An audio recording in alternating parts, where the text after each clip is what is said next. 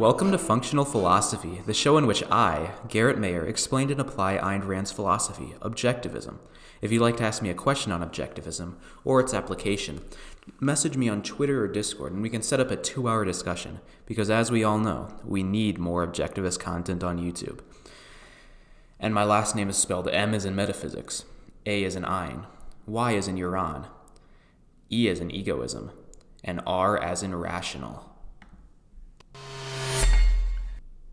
Hello everyone, and welcome back to another video. Today I'm going to talk a little bit about Objectivism and its view of humor, as you can probably see in the title. And if you can guess from the intro, I'm probably going to be talking a little bit about Charles II and Rucka as well, because I guess I've been kind of getting into that whole drama a little bit lately, and I figured I should make a video on it because there's a lot of stuff to talk about with regards to this specific issue.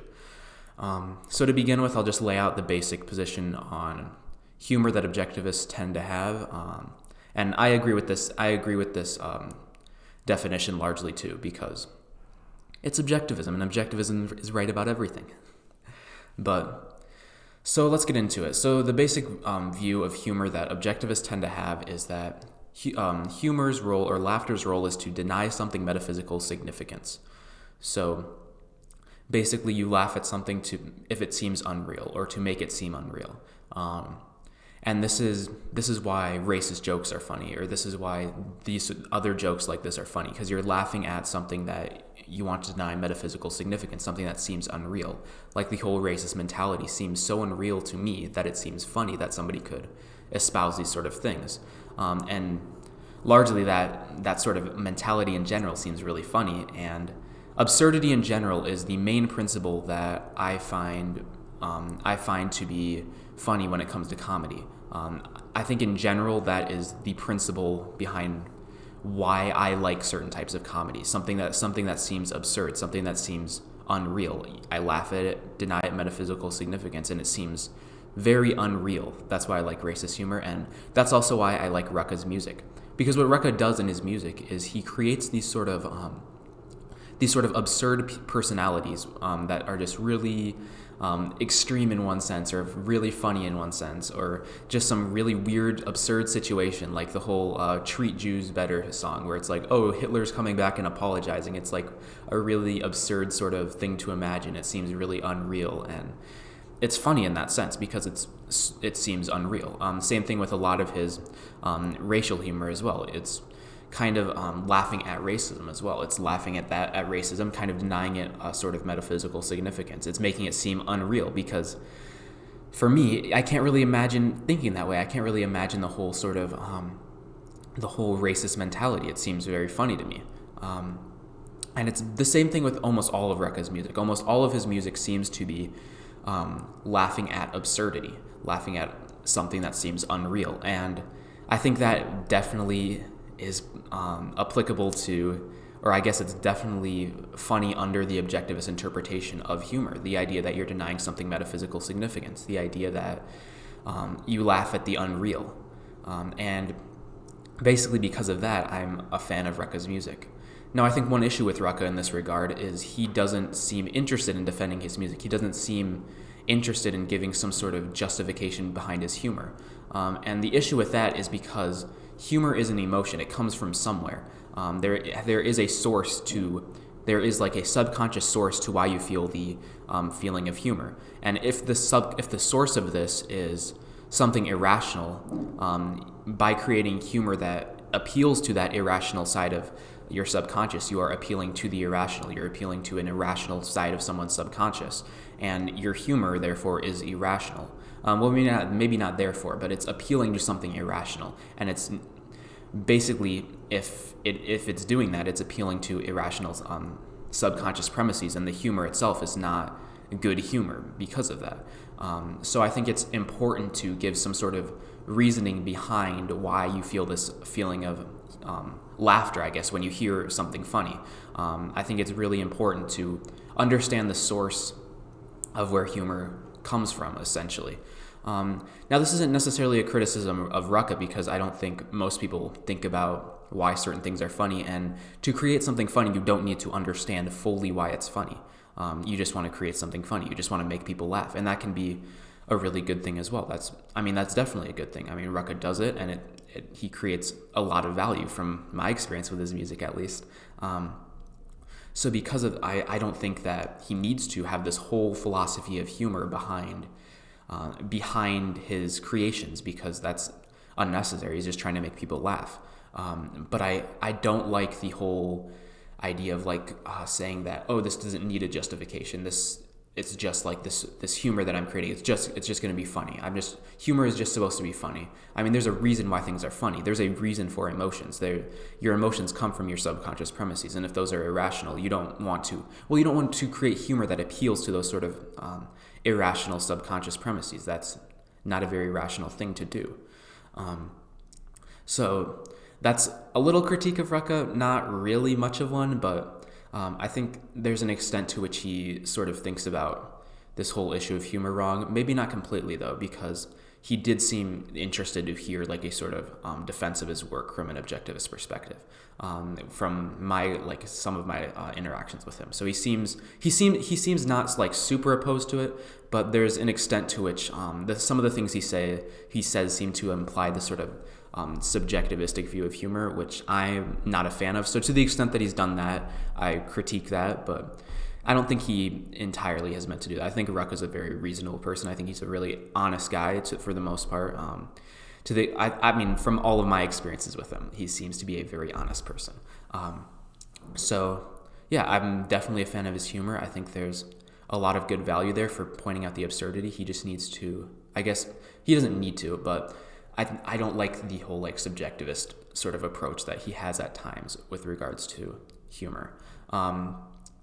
So yeah, I think, I'm probably just going to keep repeating myself if I keep talking about this sort of thing, but I am a big fan of it. I think it points out absurdity. I think it creates these absurd sort of characters, and that's why I like it. That's why I find it funny.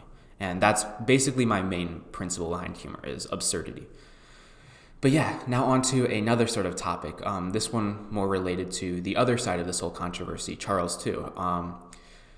I think he is sort of points to this sort of pessimism that is extremely common, I think, in the objectivist community. There's this sort of feeling that there's nothing good in this culture, and there's no real good people left.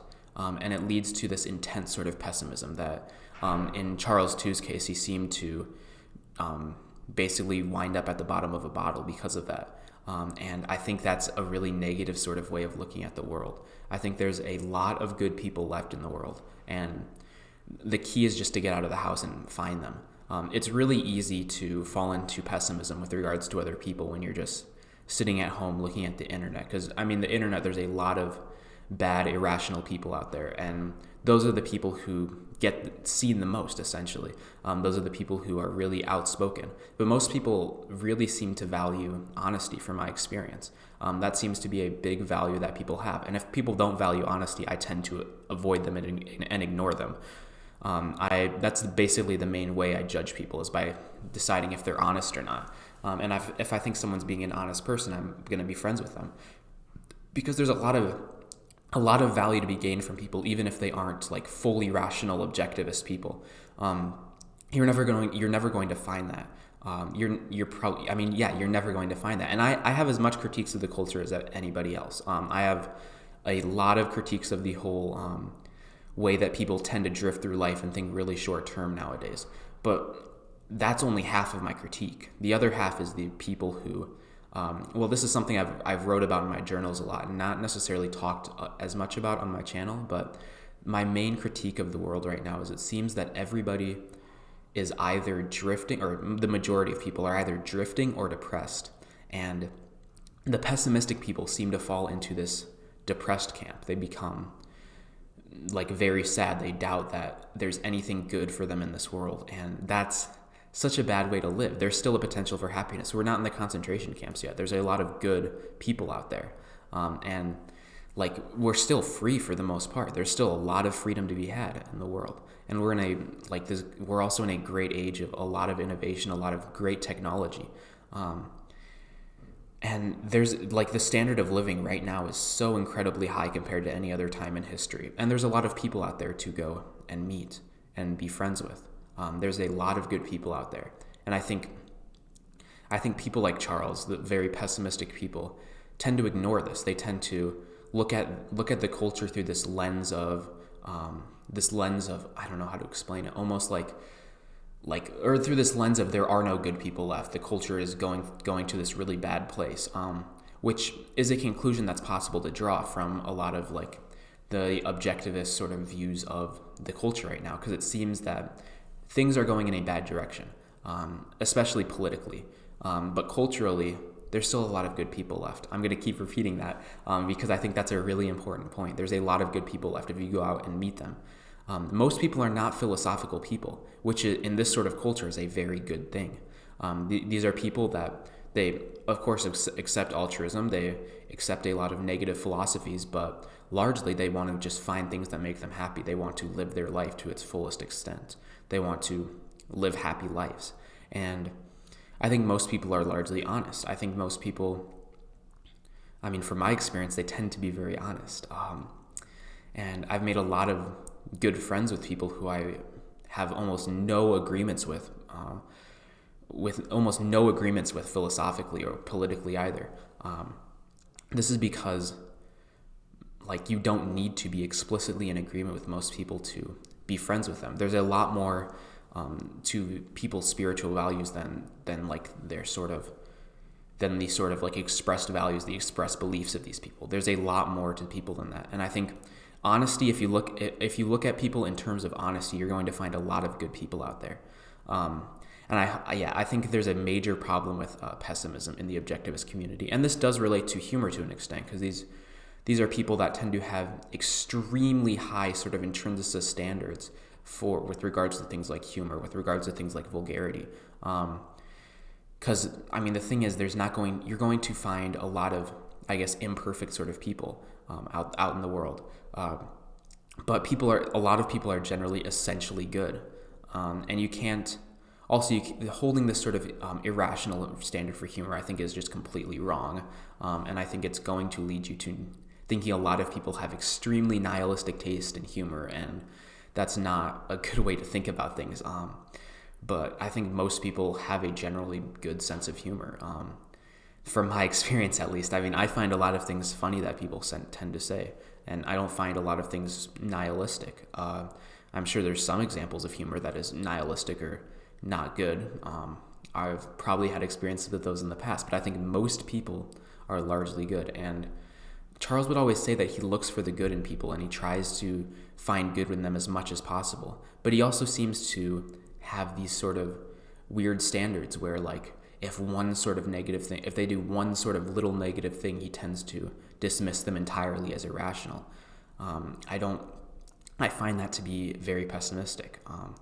And I think pessimism was the main reason for a lot of Charles's downfall, because I think he ignored the fact that there are a lot of good people out there still, a lot of good people that he can go make friends, or he can go make friends if he gets out and goes and does something.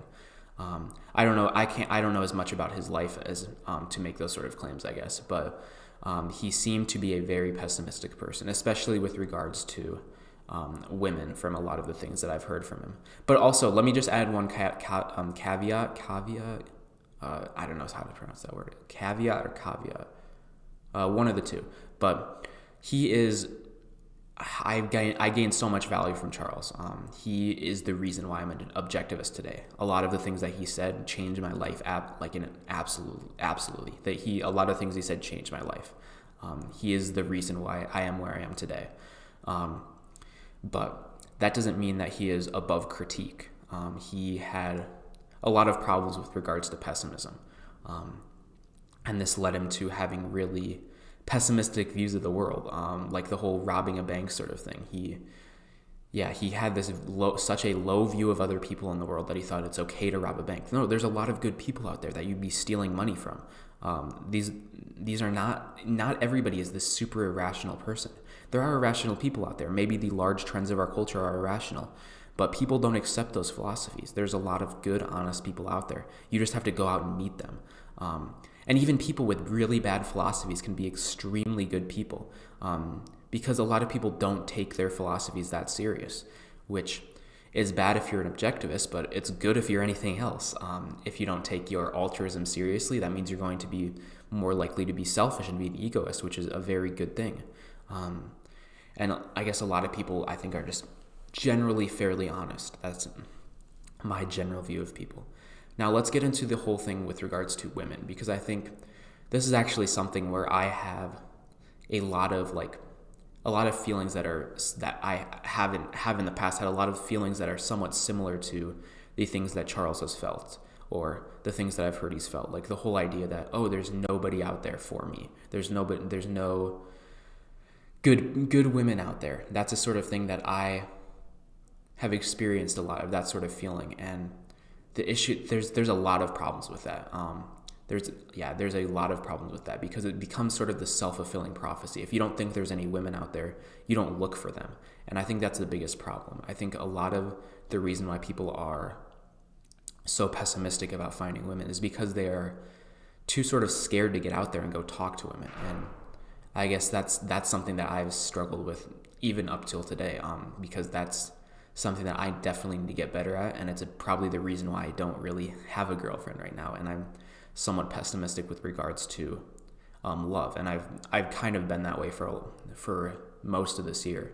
But I think there's a lot of problems with that philosophy, because I think there's a lot of good women out there, at least from my experience from interacting with the few women that I have this past year, which is kind of sad, but that's the way it is. That's on me. I need to get out there and meet more people. That's definitely on me. But I think there comes the problem when people kind of get rid of this responsibility and they don't think it is on them, and then they rationalize to themselves and say, no, there's no good women out there for me. There's no good women out there.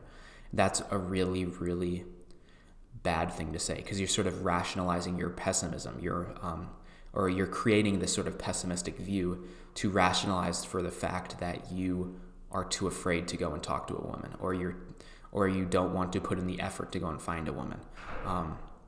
And that's so damaging, because there's good people out there, and if you make those sort of rationalizations, you're going to become extremely pessimistic, and you're never going to find love if you think like that. If you think that there's no one good out there for you, you're going to basically become an incel. You're going to basically become a MGTOW type person, and that's not the way that you want to be. I think most men have suffered from these sort of MGTOW incel sort of philosophies in their life. I think most people struggle with that because because it's hard to find a woman. It's hard to find someone good.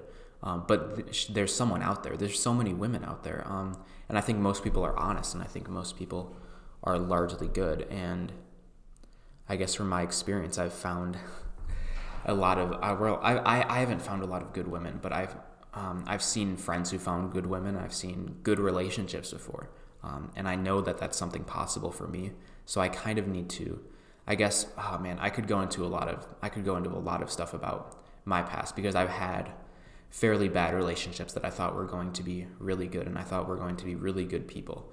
And especially after my latest one, which was this summer, I felt really pessimistic, because I thought that was going to be a really good relationship. I thought she was a good person, but you guys know how relationships go. I think most people can relate to a lot of things that I went through with that, where I found out she wasn't really who I thought she was, and whatever. It's a lot of stuff that I don't necessarily want to bring up and get into a whole drama about. But after that relationship, I became really pessimistic with regards to women. I started doubting if there was anyone good out there, and it led me to doing a lot of really, really damaging things. A lot of damaging things. Like, I started feeling really empty, like there's no real women out there for me, so I should just go with any woman that I can find. And it led me to doing very nihilistic, no, that's not the word I'm looking for, promiscuous sort of things with women, especially over these past couple months. And that was not a good thing for me to do. That was not smart, but I sort of had this sort of pessimistic view that largely there's no women left for me. Now I'm still a virgin. I still had some standards. I wasn't just gonna have sex with any woman, but I've done a lot of different things with just, well, not a lot. I shouldn't say a lot. Yeah, I don't want to get into too many specifics here because I guess I'm already saying a lot just now about this. But I sort of had these sort of very pessimistic sort of views about women, and it led me to basically doing promiscuous sort of things that lowered my overall view of women in general and of sex and relationships and things like this in general. And it was such an attack on my values, attack on these sort of things. And I don't know, hearing people like Charles talk about how much having heard people like Charles talk about how he drinks to avoid the fact that there's no possibility for happiness left in life. It just seems to be the same sort of mentality as what I was going through. And it really leads you to devalue life and do sort of these things that are really damaging to your soul, really damaging to your, I guess I shouldn't say soul because that's religious, but you guys know what I mean. I think if you've watched this far, you're probably an objectivist. Yeah, these things that are really damaging to your soul and that are really damaging to your psychology and are really empty as well. Because drinking is not this super like positive experience. There's so much emptiness with it. I mean, there can be some good positive things. I've never drank, by the way. I'm under 21, so I'm legally required to tell you the guys that I've never drank, but make whatever assumptions you want. But yeah, drinking is not this sort of like, I don't know, there's this sort of emptiness that one feels afterward that is not worth the time. But look, I've done some really, I don't know, the pessimism is something that I understand. The pessimism is something that I've fallen into quite a bit. But the thing is, you need to realize that a lot of this fault is not with the culture. A lot of this fault is with yourself. That's the thing. A lot of this, it's a lot of the feelings, I guess not emotions, I shouldn't say emotions. A lot of the problems that you're having with your life is a result of you not going out and trying to find a woman, or not getting out and meeting people, not getting out and talking to people. I notice that I tend to have really pessimistic views of the culture when I'm sitting inside my dorm all day, or when I'm not talking to anyone, I'm not going out and doing anything. And my more optimistic sort of views come when I'm more out with people. And I think that it makes sense why that correlation happens, because it's really easy when you're alone and just with your own mind to get in these sort of dishonest rationalizations about your life. And yeah, man, I'm going into a lot of sort of things here. You get really in a low spot. You get in a really low spot, and you don't want to be pessimistic. There's so much good in life. The whole reason why life is the standard of value, why life is sort of what you should choose instead of death, is because of the potential for happiness in life. And happiness is the purpose of life. When you lose that, when you lose the potential for happiness, your life becomes sort of aimless. And that's what pessimism does to you. It just destroys your life. It's so bad. And I think there's a big problem with that, with, I guess, a lot of objectivists. Objectivists are good at moving beyond drifting, but they're not as good at moving beyond pessimism and depression, I guess, those sort of ideas. Oh man, I talked about a lot today. I'm going to upload this anyways because I think I need to be 100% open with most people. I'm not someone who likes to hide behind my past, hide my past from anybody. I want to give people value out of this. I hope sharing my experiences with things has helped people find value. And if you're feeling pessimistic about the culture, get out of the house. That's the only thing I can say. Get out of the house and meet people. Go introduce yourself to a woman. That's something I need to do more of as well. But hey, we're all on this journey together, y'all.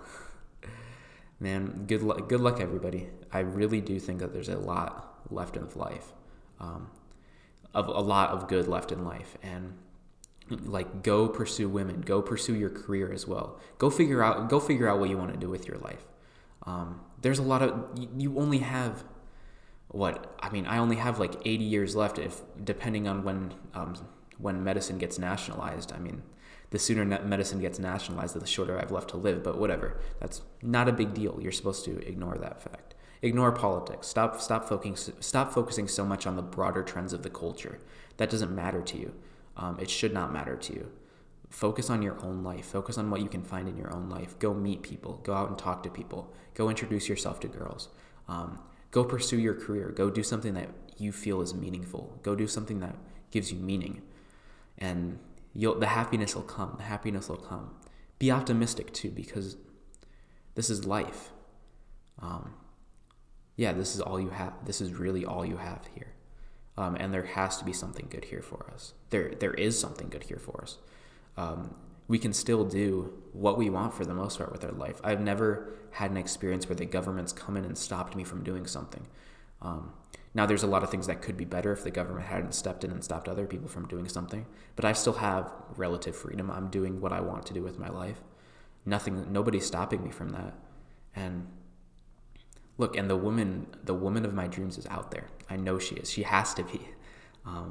I know she is. As much as I've written in my journal things like, oh, she doesn't exist, or I don't think she can exist, which I'm sure some of you have as well. If you're a really pessimistic type of person, but whatever, that's not true. You have to understand that's not true. And a lot of the reason you haven't found a woman, it's fault that lies with yourself for being so pessimistic and not getting out there and meeting new women.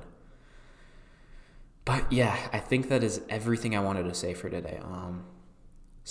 I hope you guys gained some value from this video.